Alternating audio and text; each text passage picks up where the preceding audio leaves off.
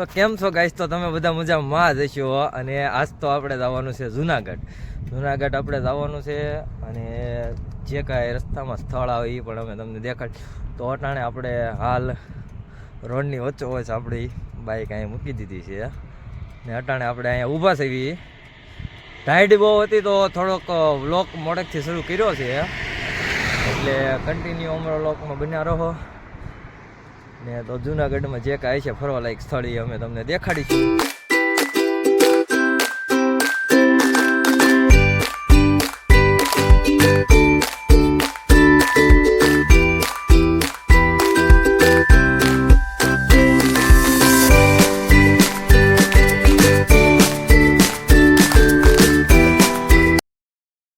તો હવે તમે જોઈ શકો છો, હવે આપણે દામકુંડમાં આવી ગયા છીએ જુનાગઢ. જોઈ શકો દાદરા ઉતરી ગયા, જગ્ગુભાઈ અમારે આવી રહ્યો છે. આ છે દામોકુંડ.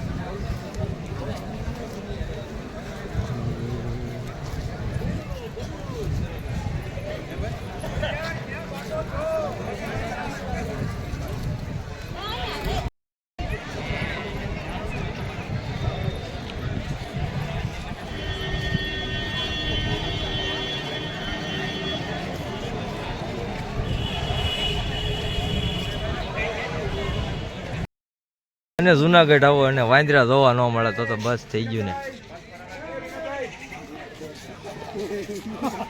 ગાવું ને વાંદરા ને બધું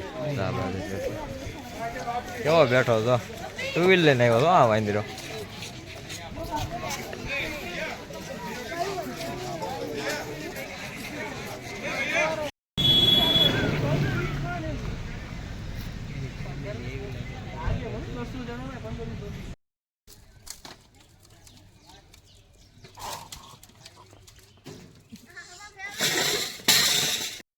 તમે જે આ સાઈડમાં જોઈ રહ્યા છો એ બધા બંદર બેસી ગયા છે. વાંદરા જેવા બેસી ગયા છે. આ બાજુ છે એ તો વયો ગયો વાંદરો કીધો એટલે આ બાજુ આવી ગયા છે. અને આ મારી પાછળ બેઠા છે એ વાંદરા. એક તો આ બાજુ આવ્યો. નાસ્તાની વાટ જોઈ રહ્યા છે.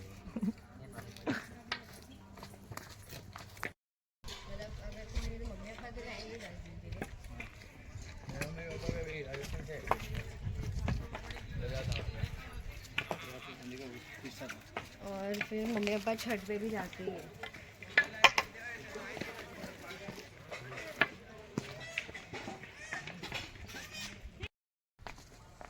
હવે તો આપણે દાદરા થોડાક ચડવાના છે.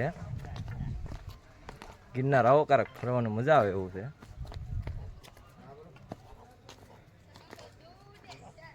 વાંદરાને થોડાક બિસ્કિટ નાખ્યા તો આપણા મહેમાન થઈ ગયા. તમે જે આ જોઈ રહ્યા છો, હવે આપણે દાદરા ઉતરવી છીએ. બહુ દાદરા ચડવા થતા નથી. વાંદરા જોયા, મોજ કરી અને હવે જવાનું છે ઘેરે. એટલે જે કાંઈ ફરવા લાયક સ્થળ આવશે એ અમે તમને દેખાડીશું. તો કન્ટિન્યુ અમારા વ્લોગમાં બને રહો. લાઈક કરો, શેર કરો, સબસ્ક્રાઈબ કરવાનું ના ભૂલતા. આ નજારો કંઈક આવો છે.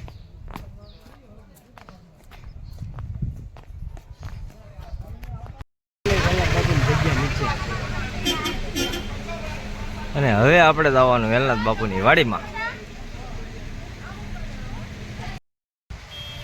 ને હવે આપણે વેલનાથ બાપુની વાડીની અંદર આવી ગયા છીએ અને વડલાના સાંયે બેઠા છીએ અને ખૂબ મજા આવે છે. તો આ બધું જગ્ગુભાઈ આવી ગયા છે.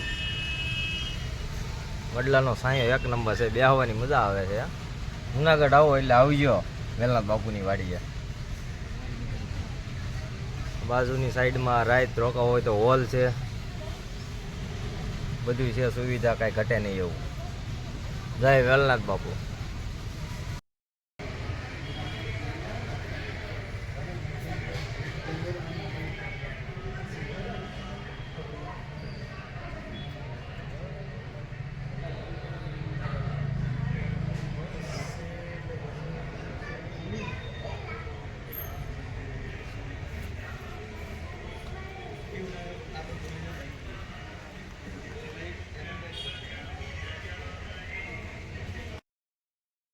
તો આપણે હવે જુનાગઢની બહાર નીકળી ગયા છીએ અને ભવનાથને ટાટા બાય બાય કહી અને નીકળી જઈશું હવે ઘર તરફ. ટાઈટ પણ વળી ગઈ છે એટલે હવે નવા બ્લોગમાં હોય તો લાઈક, શેર, સબસ્ક્રાઈબ કરવાનું ના ભૂલતા.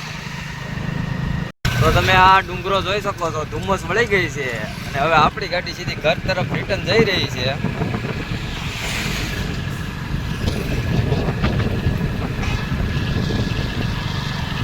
ડુંગરામાં પણ આમ તો